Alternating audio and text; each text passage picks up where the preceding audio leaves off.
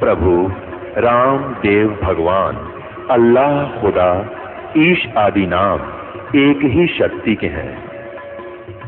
वो कैसा है, कहाँ है, कैसे मिलता है, किसने देखा है?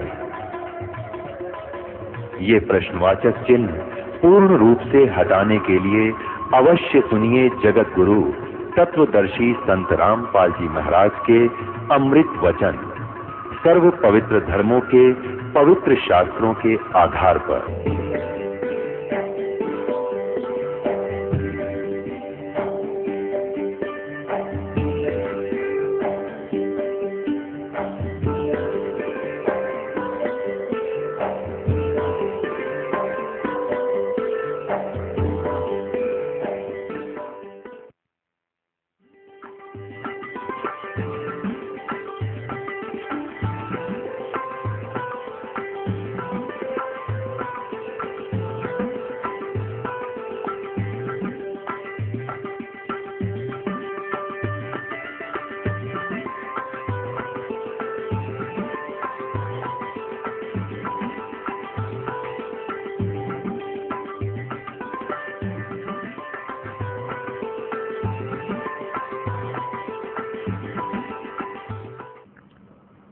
सतगुरुदेव की जय। बंदी छोड़ कबीर परमेश्वर जी की जय। बंदी छोड़ गरीबदास जी महाराज जी की जय। स्वामी रामदेवानंद जी गुरु महाराज जी की जय।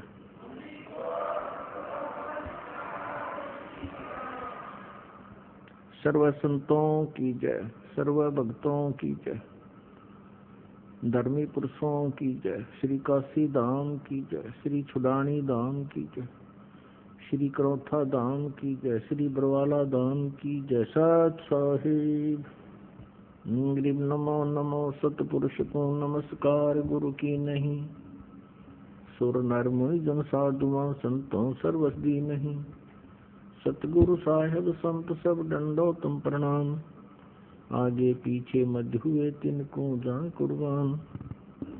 नराकार निर्विषम काल जाल वैवंजनम। निर्लेपम निज निर्गुणम अकल अनुपवेशुंदनम।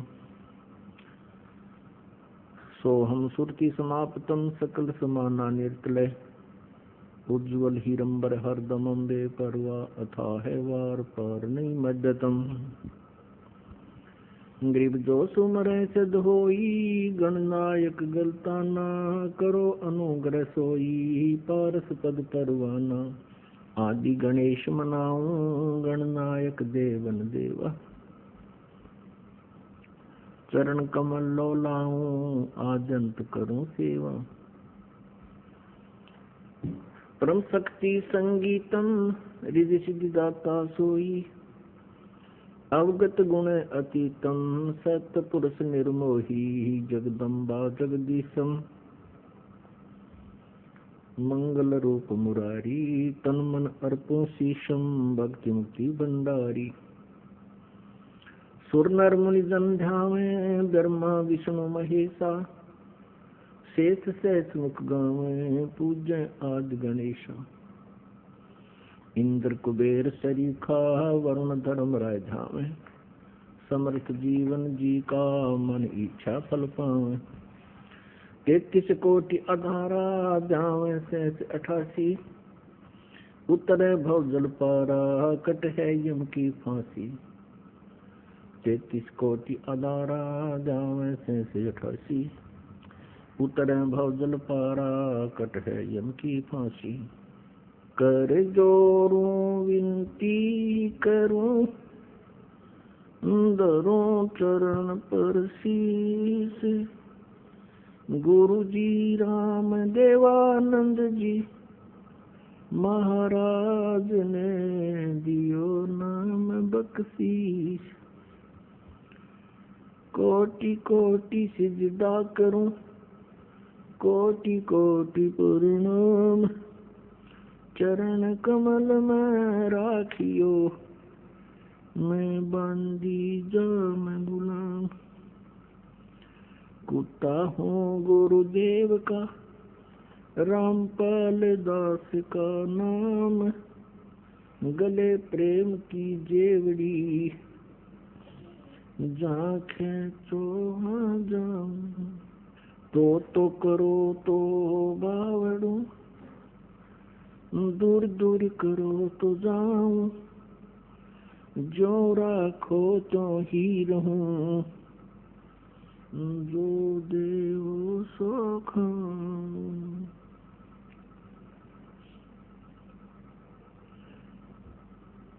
जय इब के सतगुरु मिले, सब दुख आँखों रोए, चरणों ऊपर शीस धरूं, कहूँ जो करी हो, कबीर साईं मिलेंगे, पूछेंगे कुशलात, आदि अंत की सब कहूँ, अपने दिल की बात। गुरु जी तुम ना भूलियो, चाहे लाख लोग मिल जाएं, हमसे तुमको बहुत है, तुम जैसे हमको नहीं। तुमरे विसारे क्या बने, मैं किसकी शरण में जाऊं। शिव बिरंच मुनि नारदा, तिनके हृदय ना समाऊं। आवे गुण किए तो बहुत किए, अब गुण किए तो बहुत किए, करत न मनी हरि। बावे बंदा बख्श दियो, बावे गर्दन उतारो। अब गुण मेरे बाप जी, बख्शो गरीब नवाज। जो मैं पूत कपूत हूँ, बोहर पिता को लाज। मैं अपराधी जन्म का, नख से भरे विकार। तुम दाता दुख भंजना, मेरी करो सबर। सूरत करो मम साइया, हम हैं भव जल माही।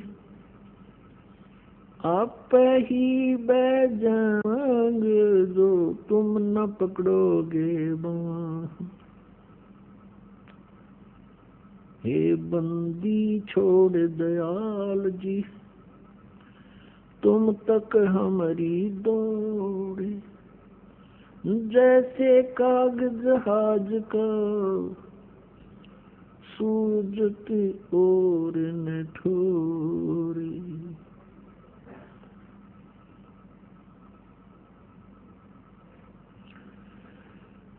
पूर्ण ब्रह्म,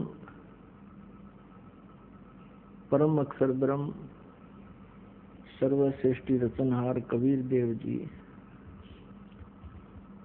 ये हम सभी आत्माओं के जनक हैं। ये हम सबके उत्पत्ति करता है। उसी परमेश्वर की असीम कृपा से आप जी यहाँ सत्संग के अंदर उपस्थित हुए हो। पुण्यात्माओं, परमात्मा कबीर देव जी स्वयं सतलोक से आते हैं, जहाँ हम सभी का उद्गम स्थल है, जहाँ हम सभी उत्पन्न किए गए थे, जहाँ हम रहा करते थे, वो सतलोक है। सतलोक का अर्थ है शाश्वत स्थान। शाश्वत मीन सदा रहने वाला, जिसका कभी नाश ना हो। हम वहां रहा करते थे सतलोक में, हमारा जन्म और मृत्यु नहीं होता था, वृद्ध अवस्था नहीं थी। वो अनाम्य लोक है। अनाम्य का अर्थ होता जिसमें कोई रोग ना हो। एक अनामी लोक है, वो अलग है। अनाम्य का अर्थ होता जिसमें कोई रोग ना हो। हम उस लोक में रहा करते थे और हम अपनी गलती के कारण, अपनी नासमझी के कारण हमने वहां एक भयंकर भूल करी, जिस कारण से हम सभी यहाँ काल के जाल में फंस गए। ये काल का लोक है जो श्रीमद् भगवद गीता अध्याय नंबर 11 के श्लोक 32 में खुद कहता है कि मैं काल हूं अर्जुन, अब सभी को खाने के लिए आया हूं, सबका नाश करूंगा। अर्जुन श्री कृष्ण को बहुत अच्छी तरह जानता था। श्री कृष्ण अर्जुन के साले थे, क्योंकि श्री कृष्ण की बहन सुभद्रा अर्जुन से ब्याही थी। और उसके पश्चात भी उस समय जब वो काल प्रकट हुआ, काल आया, प्रवृत्त हुआ, श्री कृष्ण जी के शरीर में प्रवेश हो करके और फिर शरीर से बाहर निकल के उसने अपना विराट रूप दिखाया, श्री कृष्ण का शरीर ओझल कर दिया। तब अर्जुन पूछता है कि हे महानुभाव, आप कौन हो? मैं आपसे अपरिचित हूं, मैं बहुत भयभीत भी हूं। इससे सिद्ध है कि वहां वो श्री कृष्ण जी नहीं थे, काल था। वो काल बोल रहा था। श्रीमद् भगवद गीता जी का ज्ञान इस काल भगवान ने दिया है श्री कृष्ण जी के शरीर में प्रवेश करके। तो वो स्वयं कहता है कि मैं काल हूं और अब प्रवृत्त हुआ हूं। यदि श्री कृष्ण गीता जी का ज्ञान दे रहे होते तो ये शब्द प्रयोग नहीं करते और न ही अर्जुन को ये पूछने की आवश्यकता पड़ती आप कौन है। ये वो काल है जो प्रत्येक कार्य, प्रत्येक कर्म ये धोखे से करता है, प्रत्येक को मिसगाइड रखता है, किसी को भी सत्य से परिचित नहीं होने देता। और गीता जी अध्याय नंबर 4 के श्लोक 5 और 9 में ये खुद कहता है, अर्जुन तेरे और मेरे बहुत जन्म हो चुके हैं, तू नहीं जानता, मैं जानता हूं। मेरे जन्म और कर्म अलौकिक हैं। इसके कर्म अलौकिक ऐसे हैं कि ये किसी को सच्चाई से परिचित नहीं होने देता, अपने वास्तविक रूप को कभी किसी के सामने प्रत्यक्ष नहीं करता। ये काल है जिसके लोक में हम फंस गए हैं। और ये स्वयं अर्जुन कह रहा है, क्योंकि वो श्री कृष्ण मान रहा था उनको, कह रहा है कि हे भगवान, आप तो देवताओं को भी खा रहे हो। 11वें अध्याय के 21वें श्लोक में आप ऋषियों को भी खा रहे हो और वो आपसे ही मंगल कामना कर रहे हैं, प्रार्थना कर रहे हैं अपनी सुरक्षा की, आप उन्हें भी खा रहे हो। कुछ आपकी दाढ़ों में लटके हुए हैं, सब के सब आपके मुख में समा रहे हैं। तो 11वें अध्याय के 32वें श्लोक में कहता है, अर्जुन मैं काल हूं, मैं अब प्रवृत्त हुआ हूं और तू ना युद्ध करेगा तो भी मैं इनको मार डालूंगा, मैंने इनको खाना है। तो ये लोक इस काल का है और यहां जन्म और मृत्यु कंपलसरी है, क्योंकि इसको काल भगवान को एक श्राप लगा हुआ है 1 लाख मानव शरीरधारी प्राणियों का नित आहार करने का। पुण्यात्माओं, जैसे ये स्थूल शरीर तो यहाँ रह जाता है, हम तो इसके काम लगे रहते हैं। कोई जमीन में गाड़ देता है, कोई स्वाहा कर देता है, संस्कार कर देता है, जला देता है, कोई जल प्रवाह कर देता है, कोई वैसे जंगल में डाल देता है। ये स्थूल शरीर को नहीं खाता, इसके अंदर सूक्ष्म शरीर है और सूक्ष्म शरीर के अंदर पूरे जीवन में मनुष्य शरीर के अंदर जितने भी ये व्यसन करता है, आहार करता है, उसका सूक्ष्म तत्व समावेश हो जाता है सूक्ष्म शरीर में। और उस सारे 1 लाख मानव शरीरधारी प्राणियों को तपस्या के ऊपर एक बहुत बड़ी तपतशिला माने अपने आप गर्म एक तवे जैसी पत्थर की टुकड़ी है, उसके ऊपर डाल देता है। वो स्वतः गर्म रहती है, बहुत बहुत गर्म होती है, और सभी प्राणियों को उसके ऊपर डाल देता है। फिर वो वहां प्राणी ऐसे तड़प तड़प कर जैसे खील बुनिया करें, ऐसे चटक पटक करते हैं, और वो मरते नहीं, सूक्ष्म शरीर में पीड़ा बहुत होती है। सब तौबा बोल जाते हैं। उनसे निकले हुए गंध को वो काल खाता है। अपने आत्माओं, जिसका उद्देश्य ही यहाँ खाना है, मारना है, और इसीलिए जन्म और मृत्यु यहाँ कंपलसरी है, तो ऐसे लोक में हम रह रहे हैं। अब ये गीता ज्ञानदाता ज्योत स्वरूपी निरंजन भी कहलाता है, 21 ब्रह्मांड का स्वामी है, 21 ब्रह्मांड का मालिक है, प्रभु है, राम है। इसको ब्रह्म भी कहते हैं, ब्रह्म, और इसी को सरपुरुष भी कहते हैं, जो गीता जी अध्याय नंबर 15 के श्लोक 16 और 17 में 3 पुरुष बताए हैं। एक सरपुरुष, सरपुरुष ये खुद है, ये ज्योत स्वरूपी निरंजन भी कहलाता है, ये काल भी कहलाता है। और एक अक्षर पुरुष, अक्षर पुरुष 7 शंख ब्रह्मांड का स्वामी है, 7 शंख ब्रह्मांड का स्वामी, 7 शंख, नील पद्म शंख, वो अक्षर पुरुष कहलाता है। अक्षर का अर्थ होता है जिसका नाश ना हो, अविनाशी। लेकिन वास्तव में ये अक्षर पुरुष, जिसे परब्रह्म भी कहते हैं, ये भी अविनाशी नहीं है, इसकी भी आयु सीमा है। इसीलिए गीता जी अध्याय नंबर 15 के श्लोक 17 में कहा है कि उत्तम पुरुष तु अन्य परमात्मा इति उदाहरते, यह लोक तरम आविश्य विवर्ती अवै ईश्वर है। उत्तम पुरुष, जिसे गीता जी अध्याय नंबर 15 के श्लोक नंबर 16 में 2 पुरुष बताए, सरपुरुष और अक्षर पुरुष, और साथ में ये भी निर्णय दिया है कि इनके तथा इनके अंतर्गत जितने भी प्राणी हैं, ये सभी नाशवान हैं, और जीवात्मा किसी की मरती नहीं, वो अमर है। इसलिए 17वें श्लोक में 15वें अध्याय के तुरंत कहा है कि उत्तम पुरुष है तो अन्य, यानी पुरुषोत्तम पुरुष, उत्तम, उत्तम पुरुष, उत्तम माने श्रेष्ठ, पुरुष माने प्रभु, यानी अच्छा भगवान। इसका मतलब है ये दोनों अच्छे नहीं है, सरपुरुष भी और अक्षर पुरुष भी। इसलिए उत्तम पुरुष अन्य बताया है, और उसी को परमात्मा कहा जाता है, और वही तीनों लोकों में प्रवेश करके सबका धारण पोषण करता है, वो है वास्तव में अविनाशी परमात्मा।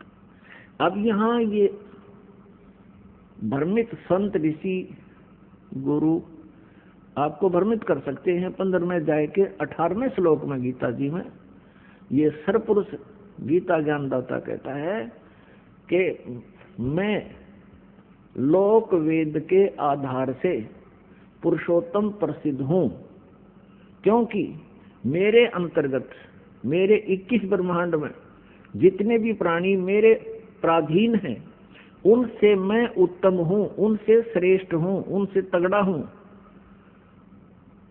इसलिए मैं पुरुषोत्तम नाम से प्रसिद्ध हूँ। केवल लोक वेद, लोक वेद माने दंत कथा, जो वास्तविक ना हो। जैसे हम अभी तक श्री ब्रह्मा जी, श्री विष्णु जी, श्री शिव जी को अजन्मा कहा करते थे, सुना करते थे। इनके कोई माता पिता नहीं, इनको सर्वेश्वर, महेश्वर, मृत्युंजय, कालज्ञ, सर्वेश्वर कहा करते थे। ये लोक वेद था, ये दंत कथा थी। वास्तव में इनके इतिहास में लिखा है, इनकी जीवनी में लिखा है कि नासवान है, और इनकी जन्म मृत्यु होती है। इनकी माता दुर्गा है और पिता ज्योत निरंजन काल, ये सरपुरुष है। ये स्वयं भी स्वीकार करता है गीता जी अध्याय नंबर 10 के श्लोक नंबर 2 में कि मेरी उत्पत्ति को न तो देवता जानते हैं, न ये सिद्ध पुरुष, और न ये ऋषि जानते हैं, क्योंकि ये सभी मेरे से उत्पन्न हुए हैं। तो पुण्यात्माओं, वो पुरुषोत्तम कोई और है। और वो पुरुषोत्तम रहता कहाँ है? वो शाश्वत स्थान में रहता है, सनातन परम धाम में रहता है, और वहां से चलकर आता है। हम सभी आत्माएं उस परम अक्षर ब्रह्म सत्य पुरुष कबीर देव जी की हैं। वो हम सबका पिता है, चींटी से लेकर हाथी, रंग से लेकर राजा तक का। लेकिन यहाँ काल ने हमें अपने स्वरूप से ही अपरिचित करा दिया, हमारे वास्तविक ठिकाने से हमें गुमराह कर दिया। यहाँ जन्म मरण का विधान हमें फाइनल बता दिया, अपने आप को इसने निराकार सिद्ध करवा दिया। क्योंकि ऋषि महर्षियों ने परमात्मा पाने की चेष्टाएं की, क्योंकि आत्मा परमात्मा से बिछुड़ने के उपरांत उसी दिन से इसकी खोज में लग गई, क्योंकि आत्मा को परमात्मा के अभाव का बहुत गहरा धक्का लगा। पुण्यात्माओं, जब तक आपके घर पर बिजली आई हुई है, बल्ब भी चल रहे हैं, कूलर भी चल रहे हैं, पंखा भी चल रहा है, और भी आवश्यक कार्य आप जो कर रहे हैं वो भी हो रहा है, और जिस समय वो बिजली चली जाती है फिर आपको उसकी आवश्यकता महसूस होती है, उसका अभाव आपको खटकता है, और सारा दिन कट लग जाए तो पसीने छूट जाते।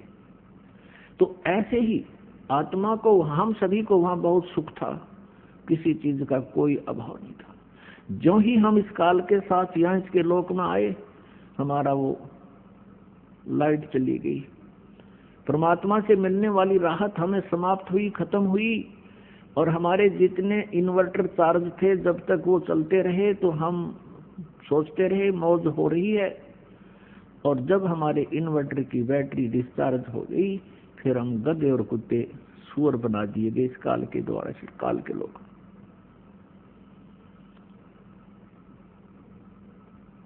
तो पुण्यात्माओं, उस परमेश्वर की तलाश हमने उसी समय से शुरू हो गई, क्योंकि सबसे पहले हम सभी को इस काल ने अपने कृत्रिम स्वर्ग लोक में रखा, कृत्रिम, बनावटी, नकली, और वहां हमारी ही पूंजी को हमें ही देता रहा।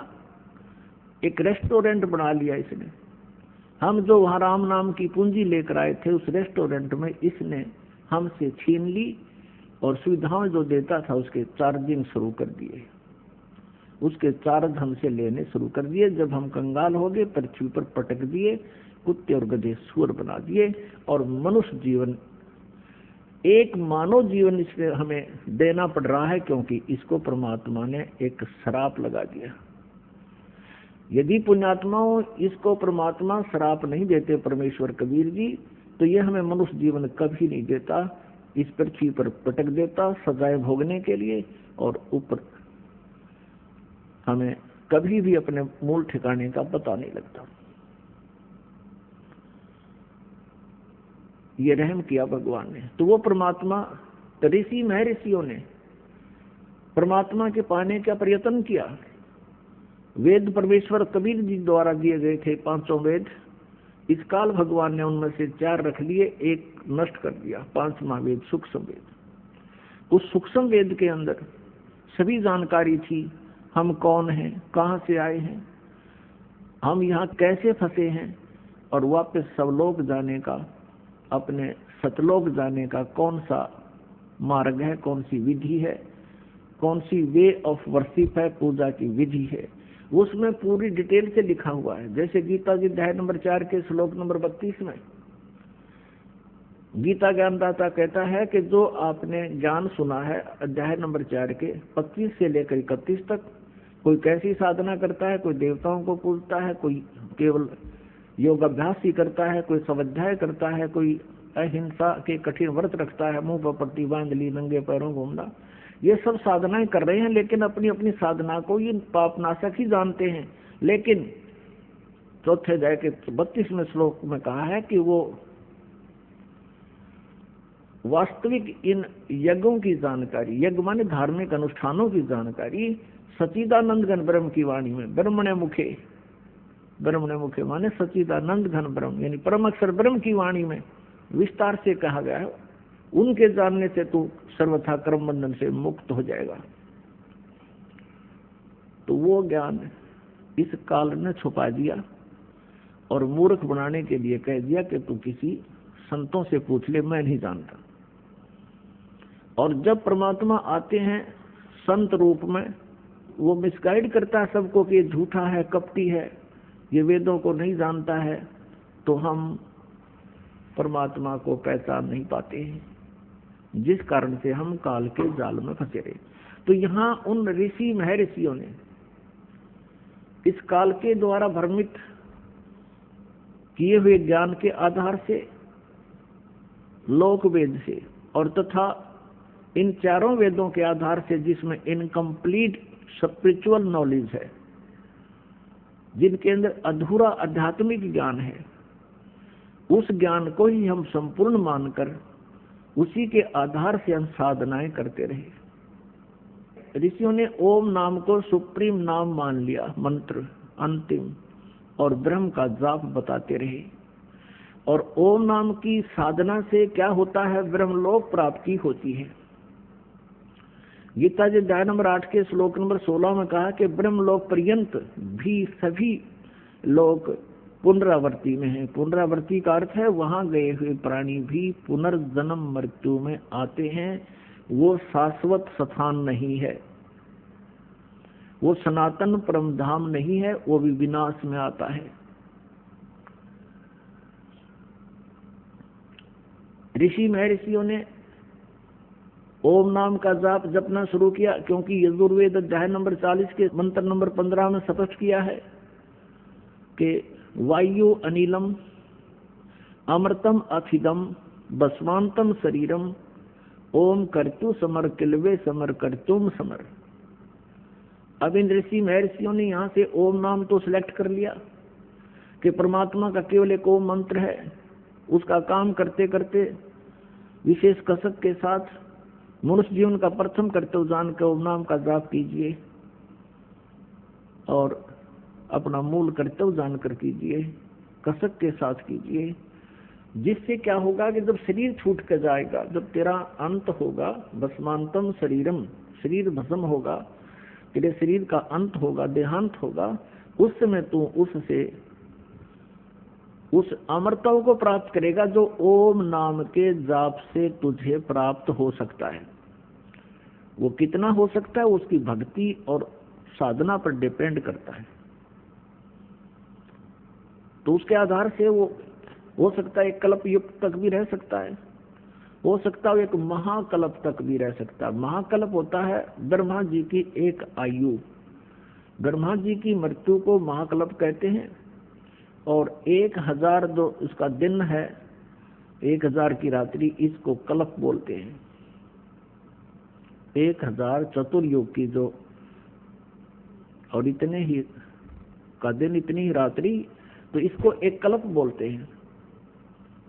और ब्रह्मा जी की आयु को एक महाकल्प कहते हैं। तो वहां जितने जिसने साधना की है, ओम नाम के जाप का जितने अधिक मंत्र किए हैं, कोई कम किए हैं, तो उसी आधार से कोई कितने वर्ष तक, कोई कितने वर्ष तक रह करके फिर पुनर्जन्म में अवश्य आते हैं। तो ऋषि महर्षियों ने यजुर्वेद के 40वें अध्याय के मंत्र 15 में ये तो ले लिया कि ओम नाम है, लेकिन क्या उनकी आंखें बंद हो गई थी? 40वें अध्याय में भी ही यजुर्वेद अध्याय नंबर 40 के ही मंत्र नंबर 10 और 13 में एक स्पेशल इंस्ट्रक्शन दी है वेद ज्ञानदाता ने कि कोई तो परमात्मा को संभव माने जन्म उत्पन्न होने वाला कहता है, जैसे श्री राम, श्री कृष्ण और श्री परशुराम आदि के रूप में। और कोई असंभवात, यानी कोई कहता वो जन्म नहीं लेता, कोई संभवात कहता है, कोई असंभवात कहता है। लेकिन इसकी विशेष जानकारी, वास्तविक जानकारी तो धीराणाम माने तत्वदर्शी संत, जिनका ज्ञान टिकाऊ है, धीर पुरुष, वही बता सकते हैं, उनसे सुनो। तो इससे सिद्ध है कि वेद ज्ञान भी इनकम्प्लीट है, लेकिन गलत नहीं है। ये सिलेबस है जैसे 10वीं कक्षा तक का सिलेबस है। आगे की पढ़ाई पढ़नी है तो वो लेक्चरर अलग होते हैं, उनका सिलेबस भी अलग भिन्न होता है। तो इस प्रकार वो तत्वदर्शी संत की खोज के लिए वेदों में भी कहा है। और यही वेद, चारों वेदों का सारांश है श्रीमद् भगवत गीता।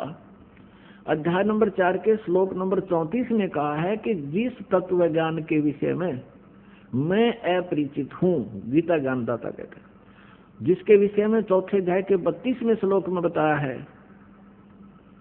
कि वो सच्चिदानंद घन ब्रह्म की वाणी में ब्रह्मणे मुखे, जो परमेश्वर की वाणी है, उनके मुखारविंद से उच्चरित वाणी है, वो उसमें जो ज्ञान है कबीर वाणी में, वो तत्व ज्ञान है। उस ज्ञान को तू चौथे अध्याय के 34वें श्लोक में कहा है तत्वदर्शी संतों के पास जाकर समझ, उनको दंडवत प्रणाम करने से, कपट छोड़कर सरलता पूर्वक प्रसन्न करने से वो तत्वदर्शी संत तुझे परमात्म तत्व का ज्ञान कराएंगे। वो परमात्म तत्व गीता ज्ञानदाता से अन्य है, जिससे वो स्वयं अपरिचित है। तो पुण्यात्मा, उस परमात्मा की भक्ति प्राप्त नहीं हुई इन ऋषि महर्षियों को, और ये वेद ज्ञान को समझ नहीं सके, और जिस कारण से ये जन्म और मृत्यु के दीर्घ रोग में उलझे रहे, फंसे रहे, इससे ग्रस्त रहे, और अन्य को भी इन्होंने इसी फांसी में फंसा दिया। इन्होंने साधनाएं की ओम नाम के जाप से, और हठ योग किया, एक आकाशवाणी की थी काल ने, ब्रह्म ने अपने पुत्र ब्रह्मा के लिए। जब ब्रह्मा जी कमल के फूल पर विराजमान थे, ये सचेत कर दिए, बेहोश कर रखे थे पहले इस काल ने। जब ये सचेत हुए, होश में आए, ये कहते हैं कि मुझे नहीं पता मैं कहाँ से जन्म हुआ, मेरा कौन जनक है, मेरा क्या उद्देश्य है, कमल के फूल पर मैं कहाँ से आ टिका। तब आकाशवाणी हुई कि तप करो, तप करो। इस काल भगवान ने आकाशवाणी कर दी, इनको मूर्ख बनाने के लिए, अपने जाल में फंसाए रखने के लिए। वेदों से न्यारा ज्ञान अपनी तरफ से अपना मत पर प्रोड्यूस कर दिया इनके अंदर। ब्रह्मा जी ने 1000 वर्ष तक तप किया। जब इसकी बैटरी चार्ज होगी, इसमें सिद्धियां आ गई, तो रिमोट इस काल के पास है इनका। तब कहा कि अब तुम सृष्टि करो। अब ब्रह्मा जी से ज्ञान प्राप्त है सभी को, विष्णु जी को, शिव जी को, और सभी ऋषि और महर्षियों को। अब ब्रह्मा जी से प्राप्त ज्ञान के आधार से ब्रह्मा जी ने इनको मिसगाइड कर दिया, क्योंकि वो स्वयं भी भ्रमित था। इन्होंने कहा कि परमात्मा की आकाशवाणी हुई थी, मैंने 1000 वर्ष तक तप किया, मेरे अंदर बहुत पावर आ गई, शक्ति आ गई, वचन से भी उत्पत्तियां होने लगी, और भी बहुत सी क्रियाएं अपने आप होने लगी, और ओम नाम का जाप वेदों में फाइनल मंत्र है। इस ज्ञान के आधार से ऋषि महर्षि साधकों ने हजारों वर्षों तक साधनाएं की, हठ योग किए, क्योंकि सतयुग में लाखों वर्ष की आयु होती है। उनको परमात्मा प्राप्ति नहीं हुई।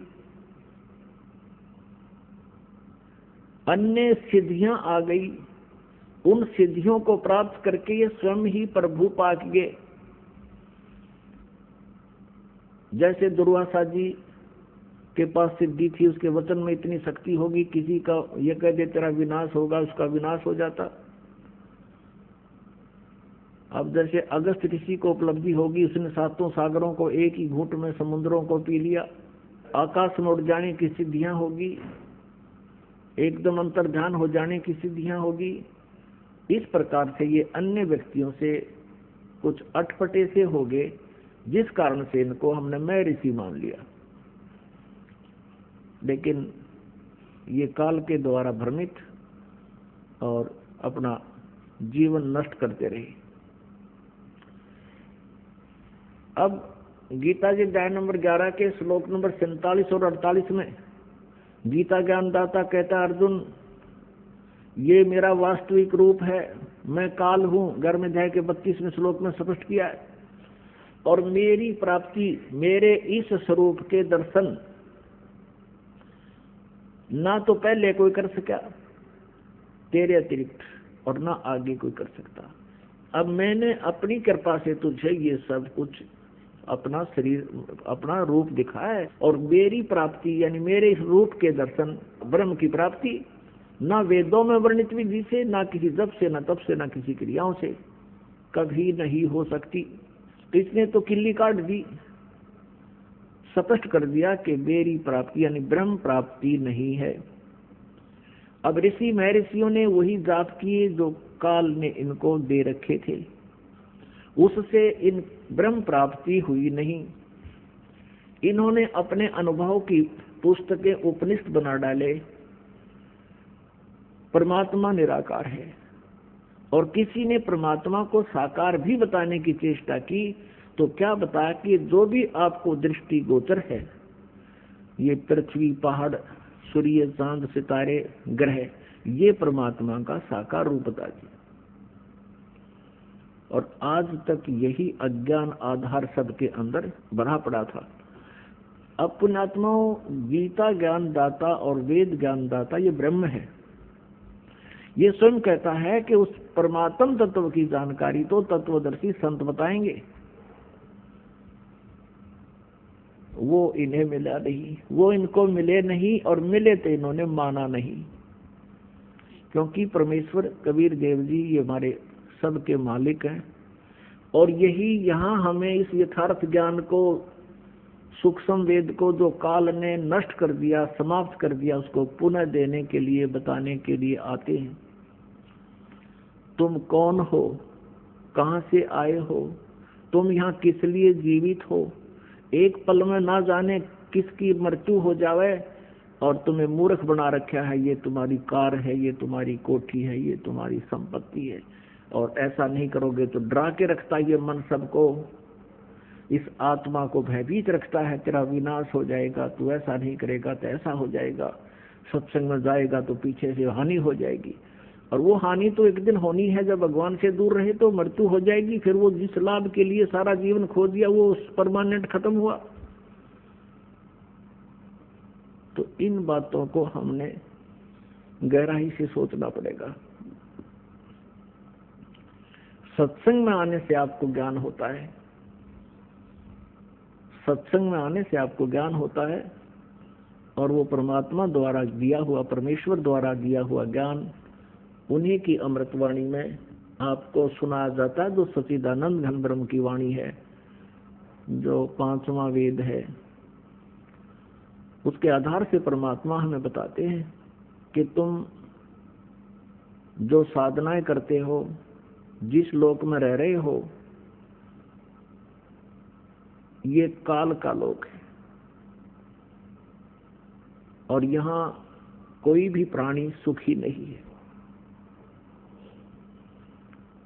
परमात्मा स्वयं आए, कबीर देव जी चारों युगों में आते हैं। सतयुग में सत्सुकृत नाम से प्रसिद्ध होते हैं, और पूरे युग में सत्सुकृत नाम के महापुरुष के नाम से जाने जाते हैं, ऋषि के नाम से। त्रेता युग में मुनिंदर नाम से उनकी प्रसिद्धि होती है, और द्वापर युग में करुणा में नाम से, और कलयुग के अंदर उन कबीर नाम से, उनके वास्तविक नाम से ही वो प्रकट होते हैं।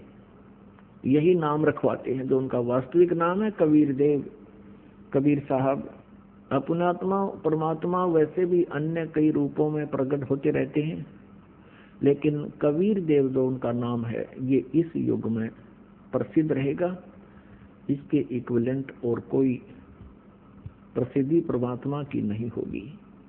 परमात्मा के ज्ञान के प्रचार बहुत कुछ होंगे, उससे हमें लाभ भी बहुत मिलेगा, लेकिन परमात्मा का नाम कबीर देव ही चलेगा कलयुग में। तो चारों युगों में आकर के परमेश्वर ने ज्ञान तो हमें दिया, लेकिन इस काल ने हमें स्वीकार नहीं करने दिया। अब वो परमेश्वर अपने सतलोक शाश्वत स्थान से चलकर आते हैं, सनातन परम धाम से चलकर आते हैं।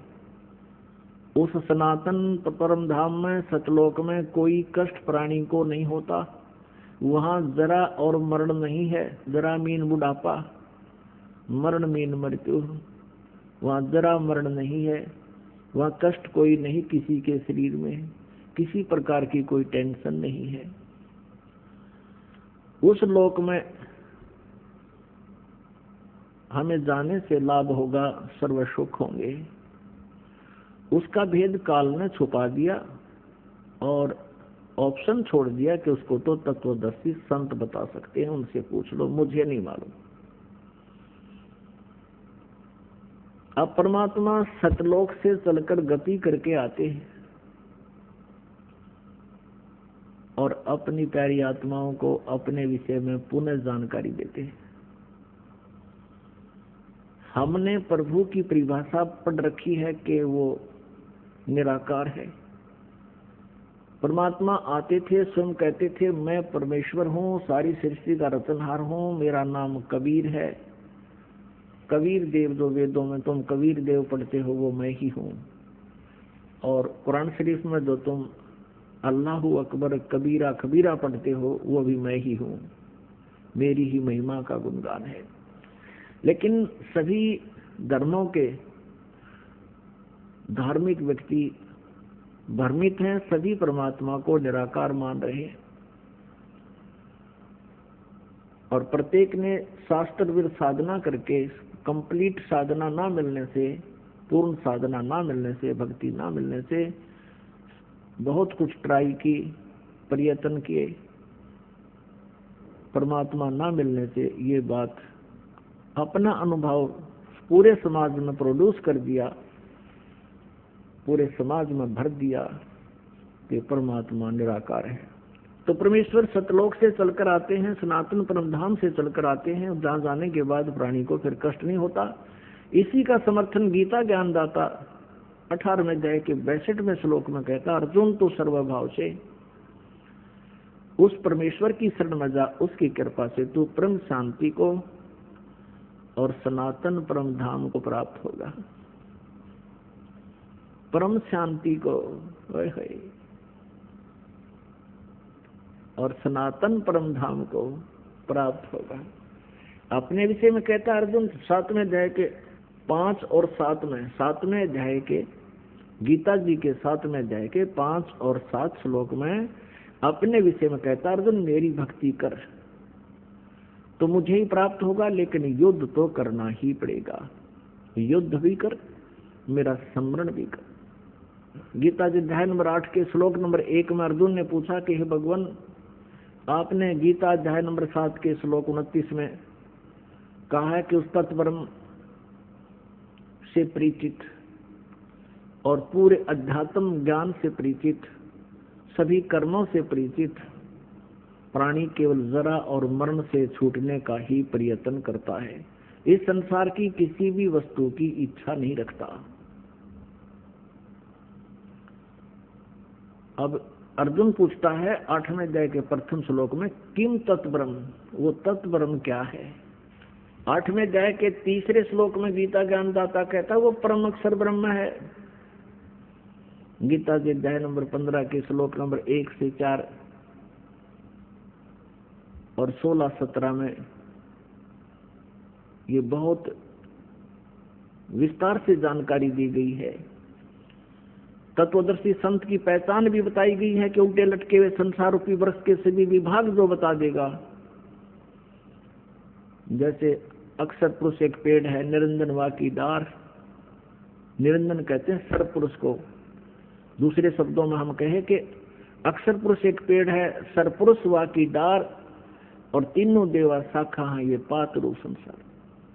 पेड़ हम कहते हैं जो जमीन से बाहर दिखाई देता है, पृथ्वी से बाहर दिखाई देता है, उसको पेड़ बोलते हैं, वृक्ष बोलते हैं। और जमीन में जो गुप्त है, प्रोक्ष है, वो जड़ है, वो मूल है, वो परम अक्षर ब्रह्म है जो प्रोक्ष है। यजुर्वेद अध्याय नंबर 40 के श्लोक नंबर 17 में ये गीता ज्ञानदाता अपनी भी जानकारी देता है कि मैं तो ऊपर खम ब्रह्म, अहम खम ब्रह्म ओम, मेरा ओम नाम है। और खम माने ऊपर स्वर्ग में, यानी अंतरिक्ष में, स्वर्ग में, महास्वर्ग में, यानी ब्रह्मलोक में मैं रहता हूँ। और वो परमात्मा, पूर्ण परमात्मा तो गुप्त है, प्रोक्ष है। तो यहाँ गीता के अध्याय नंबर 15 के श्लोक नंबर 1 में लिखा कि ऊपर को जड़ वाला, नीचे को तीनों गुण रूपी शाखा वाला, ये उल्टा लटका हुआ संसार रूपी वृक्ष है। और जो संत इसके सभी विभाग बता देगा, पत्तों सहित, जड़ से लेकर पत्तों तक। तना कौन भगवान है, फॉर एग्जाम्पल है, और जड़ कौन भगवान है, संसार रूपी वृक्ष की। जड़ मीन जिससे सभी क्रियाएं हों, जिससे सबकी उत्पत्ति हुई हो, जो सबका जनक है और सबका धारण पोषण करने वाला, सबका पिता है, वो जड़ रूपी परमात्मा है। वो परम अक्षर ब्रह्म है। और तना जो है ये अक्षर ब्रह्म है, और उससे निकली हुई मोटी डार समझो ये सर्व ब्रह्म है। और उस सर्व ब्रह्म का यानी उस डार का 3 शाखाएं हैं, ये रजगुण ब्रह्मा, सतगुण विष्णु, तमगुण शिव जी रूपी शाखाएं हैं, और हम पात रूप संसार। तो परमात्मा ने आकर बताई थी सच्चिदानंद घन ब्रह्म की वाणी में, उस तत्व ज्ञान में बताया कि अक्षर पुरुष एक पेड़ है, निरंजन वा की डार, और तीनों देवा शाखा है, ये पात रूप संसार। गीता ज्ञान दाता कहता है कि जब तुझे तत्वदर्शी संत प्राप्त हो जा, उसके पश्चात 15वें अध्याय के 4थे श्लोक में कहा कि उसके पश्चात परमेश्वर के उस परम पद की खोज करनी चाहिए, जहां जाने के बाद साधक फिर कभी लौटकर संसार में नहीं आते। अर्थात वो पूर्ण मोक्ष प्राप्त कर जाते हैं, उनके सब संकट मिट जाते हैं। और फिर कहता है कि जिस परमेश्वर ने अपने से अन्य परमेश्वर के बारे में कह रहा है कि जिस परमेश्वर से संसार रूपी वृक्ष की प्रवृत्ति विस्तार को प्राप्त हुई है, अर्थात जिसने सभी ब्रह्मांडों की रचना, सभी आत्माओं की रचना की है, और उसी की भक्ति कर, नथिंग एल्स। गीता ज्ञानदाता कहता है कि उसी की भक्ति कर, मैं भी उसी की शरण में हूं और सबकी पूजा त्याग दे तू। 15वें अध्याय के 16 और 17 में 3 प्रभु, सर्वपुरुष, अक्षर पुरुष और परम अक्षर पुरुष। सर्वब्रह्म, अक्षर ब्रह्म, परम अक्षर ब्रह्म, इन तीनों की जानकारी विस्तार से है। पुण्यात्मा, गीता जी अध्याय नंबर 7 के श्लोक नंबर 5 और 7 में गीता ज्ञानदाता कहता है, मेरी भक्ति कर मुझे प्राप्त होगा, लेकिन शांति कति नहीं, युद्ध भी करना होगा, युद्ध भी कर, मेरा स्मरण भी कर। और यदि गीता जी अध्याय नंबर 18 के श्लोक नंबर 62 में कहा कि तुम परम शांति चाहिए, सनातन परम धाम चाहिए, तो उस परमेश्वर की शरण में जा। किसकी में? परम अक्षर ब्रह्म की शरण में जा। अपनी साधना बताता 8वें अध्याय के 13वें श्लोक में गीता जी में कि ओम इति एकाक्षरम ब्रह्म व्यवहारन माम अनुस्मरण ये प्रयाति तदम देहम स याति परमाम गतिम। माम ब्रह्म, मुझ ब्रह्म का केवल एक ओम मंत्र है, नथिंग एल्स। और इसका सुमरण कर अंतिम श्वास तक। इससे ओम नाम से मिलने वाली परम गति यानी ब्रह्म लोक प्राप्ति होगी। लेकिन ब्रह्म लोक में गए हुए प्राणी भी फिर जन्म मृत्यु में आते हैं, पूर्ण मोक्ष नहीं। गीता जी अध्याय नंबर 8 के श्लोक नंबर 16 में। यहाँ अनुवादकर्ताओं ने थोड़ी सी गड़बड़ी कर रखी है। उन्होंने अनुवाद ये कर दिया कि ब्रह्मलोक पर्यंत, ये तो ठीक कर दिया कि गए हुए प्राणी भी पुनर्वर्ती में है। अनुवाद उन्होंने वहां का गलत कर रखा है कि मुझे प्राप्त प्राणी का फिर पुनर्जन्म नहीं होता। नहीं, उसका अर्थ ये बनता है कि जो ये नहीं जानते कि ब्रह्मलोक पर्यंत भी सभी पुनरावर्ती में है, वो मुझे प्राप्त भी पुनर्जन्म को प्राप्त होते हैं। न विद्यते, विद्य का जानना होता है, जानना भी होता है। एक अक्षर का केवल एक ही अर्थ नहीं होता। इन्होंने विद्य माने नहीं होता, ये विद्य माने होना लिख दिया। विद्य माने जानना भी होता है। तो ये नहीं जानते जो कि मेरे प्राप्त प्राणी भी का पुनर्जन्म होता है, तो वो ब्रह्मलोक तक जाते हैं, वहां जाकर भी फिर वापस पुनरावृत्ति में ही रहते हैं। इसलिए तो उसने कहा कि मेरे और तेरे बहुत जन्म हो चुके हैं। 4थे अध्याय के 5वें और 9वें श्लोक में, 2 अध्याय के 12वें श्लोक में गीता जी ने स्पष्ट किया है इसने। और 10वें अध्याय के 2 श्लोक में कि मेरी उत्पत्ति को, मेरा जन्म तो होता है, लेकिन मेरे जन्म को ये ऋषि महर्षि ब्रह्मा विष्णु महेश ये ऋषि नहीं जानते, क्योंकि ये मुझसे उत्पन्न हुए। अब पिता के जन्म को संतान नहीं बता सकती, पिता के जन्म को दादाजी बता सकते हैं। तो उस दादाजी ने यानी हम सबके मालिक ने, कबीर देव ने, परम अक्षर ब्रह्म ने स्वयं यहाँ आकर के ये सर्व ब्रह्मांडों की रचना कैसे हुई और वो सब ज्ञान सृष्टि रचना में हमें बताया। लेकिन हमने लोकवेद बहुत सुन रखा था, परमात्मा के इस यथार्थ ज्ञान को हम स्वीकार करने में असमर्थ रहे। अब परमात्मा ने हमें समर्थ कर दिया, हमें शिक्षित कर दिया, हम काल के द्वारा भ्रमित ऋषि गुरुओं पर आधारित नहीं रहे, हम स्वयं अपने सदग्रंथों को पढ़ और पढ़ा रहे हैं और भगवान को पहचान रहे हैं। परमात्मा का पहचानना कठिन है, परमात्मा का पाना मोक्ष करना बहुत आसान है। अब यहाँ गीता अध्याय नंबर 17 के श्लोक नंबर 23 में कहा कि ओम तत्सत इति निर्देश ब्रह्मणे त्रिविधय समर्थ। ब्रह्मणे माने सच्चिदानंद घन ब्रह्म का, के स्मरण का, उसके पाने का 3 मंत्र का जाप है। ओम तत्सत, ओम तो सरपुरुष का, ब्रह्म का, और तत् और सत ये सांकेतिक है, ये अक्षर पुरुष का है, और सत भी सांकेतिक है, ये परम अक्षर पुरुष का, परम अक्षर ब्रह्म का। इन तीनों मंत्रों के जाप से परमात्मा प्राप्ति होगी, परम अक्षर ब्रह्म की प्राप्ति होगी। केवल ओम नाम का जाप करने से ब्रह्मलोक प्राप्ति होगा। जैसे कोई जड़ी है, कोई भी एक जड़ी है, जैसे हरड़ है या सौंठ है या कोई अन्य जड़ी है, उसको अकेली को खाने से उसका कुछ अन्य लाभ होता है, और उसको 2-3 जड़ियों में मिला दिया जाए, उसका कुछ और ही प्रारूप बदल जाता है, गुण में वृद्धि हो जाती है, अलग से क्रिया करता है। तो ऐसे ये अकेला ओम का नाम जब जाप किया जाता है तो वो ब्रह्म लोक तक प्राप्ति होती है, ब्रह्म तक की परम गति को प्राप्त होता है।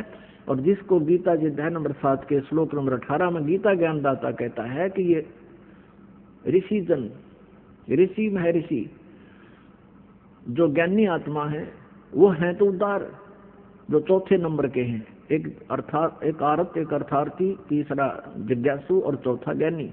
ये ज्ञानी हैं तो उदार आत्मा, लेकिन ये मेरे वाली अनुतमाम, अनुतमाम मैंने कति श्रेष्ठ गति में ही ये आस्थित रहे, आश्रित रहे। लेकिन ये आत्मा बहुत अच्छी है, भगवान के लिए समर्पित है, लेकिन मेरे वाली गति में ही ये आश्रित रहे। मेरे वाली घटिया, इन्होंने अनुतमाम का अर्थ अति श्रेष्ठ लिख दिया है। तरह गजब भैया, अरे बैड का अर्थ अंग्रेजी में कोई गुड लिखा है, उसके साथ मूर्ख नहीं। लेकिन ये समझ नहीं सके कि भगवान अपनी साधना को अनुतम नहीं कह सकता, लेकिन भगवान ये झूठ भी नहीं बोल सकता। उस परमेश्वर से डरता हुआ इन्हें सच्चाई भी बतानी पड़ी। तो प्रसंग चल रहा है कि ओम तत्सत इति निर्देश है ब्रह्मणे त्रिविध समर्थ है। उस सच्चिदानंद घन ब्रह्म का, परम अक्षर ब्रह्म के पाने का ये 3 मंत्र का जाप है। ये 3 मंत्र की मजदूरी है, साधना है। इस क्रियाओं के करने से परमात्मा मिलेगा। यानी जैसे औषधियां बनाई गई है कई जड़ी मिला करके, उसको खाने से रोग नाश होगा, ये समझना। इस मंत्र के जाप करने से विधि व दास से प्राप्त करके, अन्य वैसे नहीं अपनी मर्जी से या किसी सिरफड़े से लेकर के इसका कोई लाभ नहीं होगा। अधिकारी बिना कोई भी कार्य सफल नहीं होता। तो इस दास से लेकर के तुम इसका जाप करोगे तो आपका जन्म और मरण का ये रोग कटेगा और परमात्मा मिल जाएगा, स्वस्थ हो जाओगे। अपना आत्मा 8वें अध्याय के 5 और 7 में तो ये खुद कहता है, मेरा भजन कर, मेरा जाप कर, मेरा समन कर। 8वें अध्याय के 13वें श्लोक में अपना मंत्र ओम बता रखे, मुझ ब्रह्म का ओम मंत्र है, एक अक्षर का। और फिर 17वें अध्याय के 23वें श्लोक में उस सच्चिदानंद घन ब्रह्म के पाने का मार्ग है। ये तत् और सत ये गुप्त है, इससे ये काल परिचित नहीं है इन 2 मंत्रों से। इसलिए इसने ऑप्शन छोड़ दिया है चौथे अध्याय के 34वें श्लोक में कि उस तत्व ज्ञान को, परमात्म तत्व को, परमात्मा के बारे में विशेष जानकारी को तत्वदर्शी संतों से जाकर समझो, वो बताएंगे।